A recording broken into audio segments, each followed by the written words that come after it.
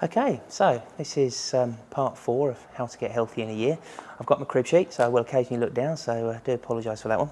Right, so by now you would have started to take your Juice Plus, you would have started to take your probiotics, your omega-3 and your lemonised water, and reduce the wheat a little bit.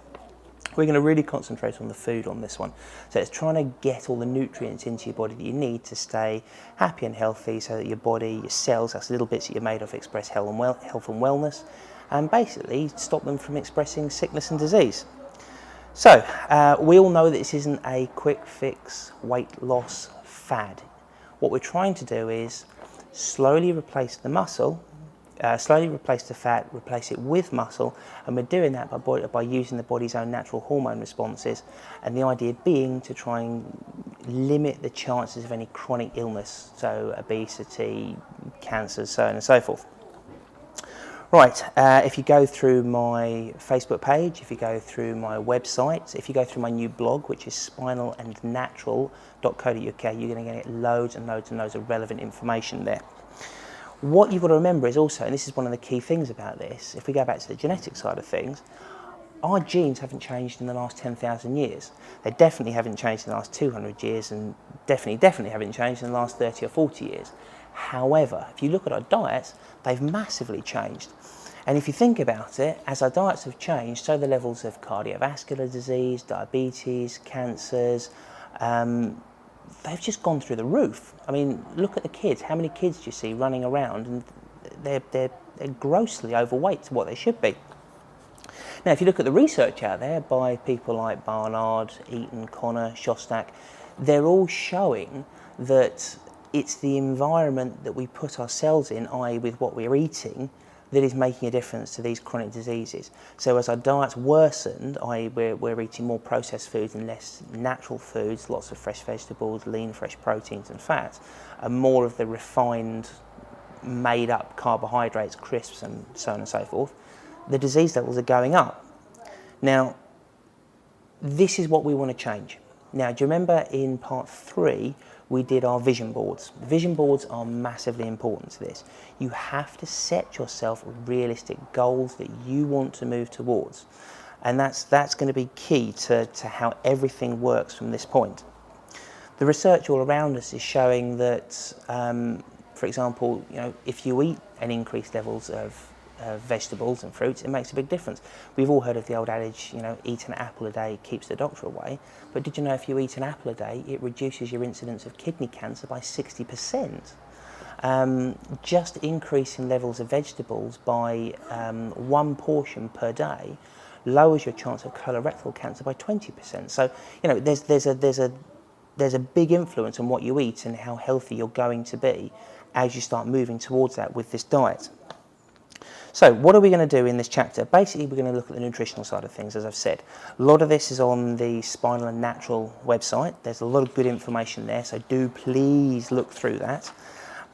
And again, what we're trying to do is actually show you that by changing what you're eating, it will have a positive effect. There's a lot of media just recently about people having breast cancer and preemptively removing breast tissue to try and reduce their incidence of breast cancer because they've got the genes that express that.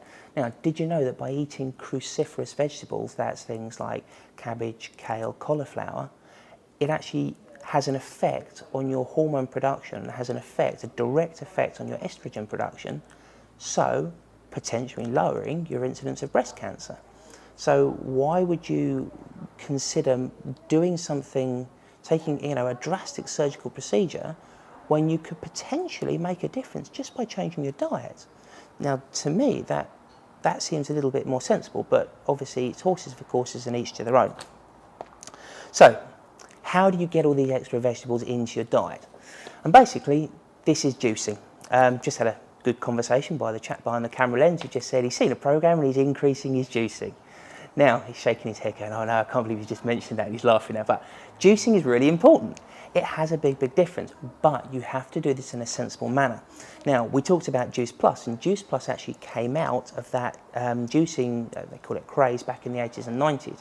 They took 27 different varieties of fruits and vegetables, low temperature dried them out to take the water out, and hey presto, little capsules that you can take that give you all the vitamins, the minerals, the phytonutrients, everything that you need to make that difference.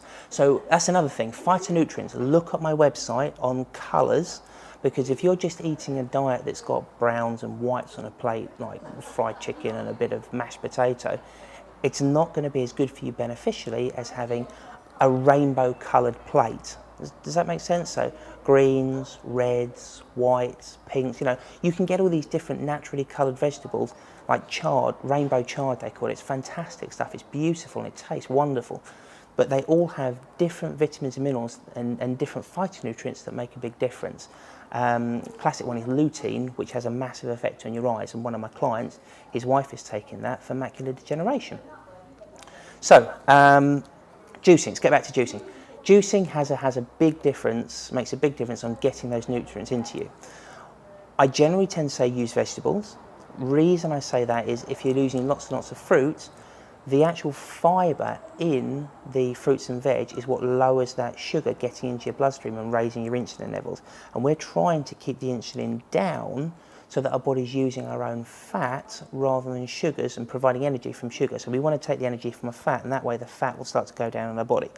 So if you're using things like cabbage, cauliflower, broccoli, use the floret bits and all the good bits that you would normally eat in your diet. Okay, that gives you the fibre that you need.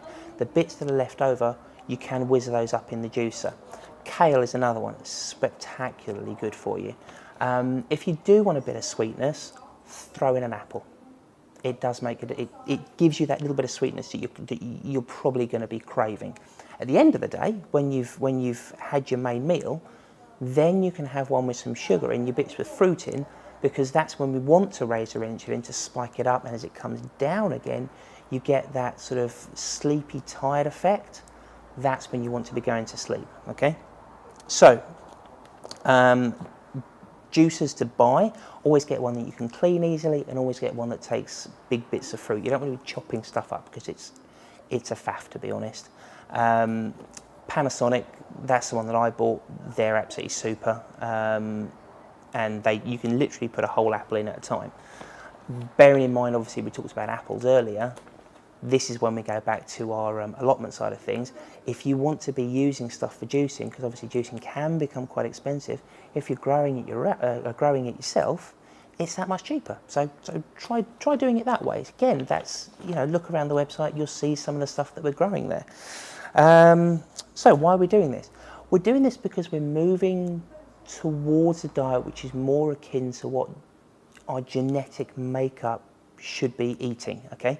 If you look at the works of Dr. Lauren Cordain and you look at Mark's Daily Apple, there's some fantastic information on there. I mean, Dr. Lauren Cordain, he is literally the granddaddy of the paleo diet.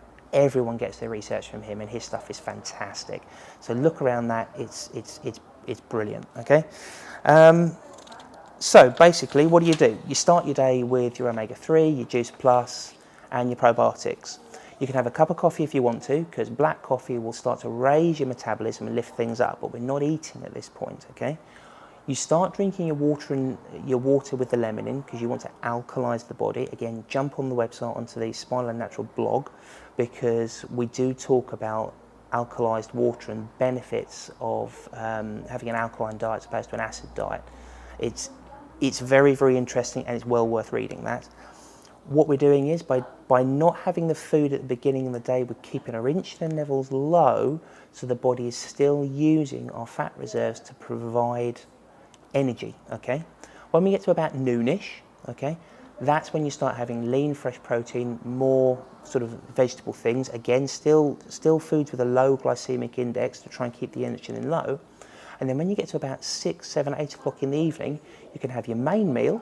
You can have that with your carbohydrates. So if you want to have potatoes and rice, you can have that in the evening. Again, we're steering clear of the wheat, but potatoes and rice, you can have that in the evening. But, don't have that if you're trying to lose weight. You need carbohydrates to build muscle, and don't forget, once you've built the muscle, that will then help to regulate the rest of your hormone system. Okay. You then have your meal in the evening, have your sweet juice that you've made up, and then you wait between 14 and 18 hours after your last meal, and that's when you eat again. So say, for example, you eat at 8 in the evening, you're going to eat stuff that's going to spike your insulin levels, it zips up, comes down again after a couple of hours, you're going to feel tired, you're going to go to bed. As your insulin drops, growth hormone raises up, okay? So that's going to then start building the muscle overnight whilst you're asleep. It's going to start burning the fat. You're not going to eat until, say, 16 hours later, which will be 12 the next day. Okay, your insulin levels are still low, and then you go through that cycle again. Trust me, you will start to see that weight fall off. Okay, it makes a huge difference. Okay, the fat will start to go.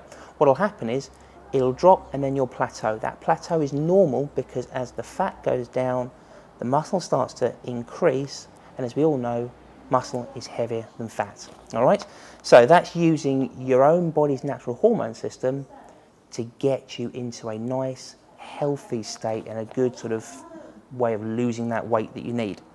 So, what have we talked about? We've talked about keeping the carbs low during the day, raising up in the evening. We've talked about getting lots of extra fruits and vegetables, or more vegetables, but a bit of fruit in the evening into your diet. We've talked about taking your Juice Plus, your omega-3, your probiotics, your lemonized water, and that's about it. So go to the website, you'll see the information. This is what you get to read, so that goes along with the video. And yeah, I'll see you in the next blog.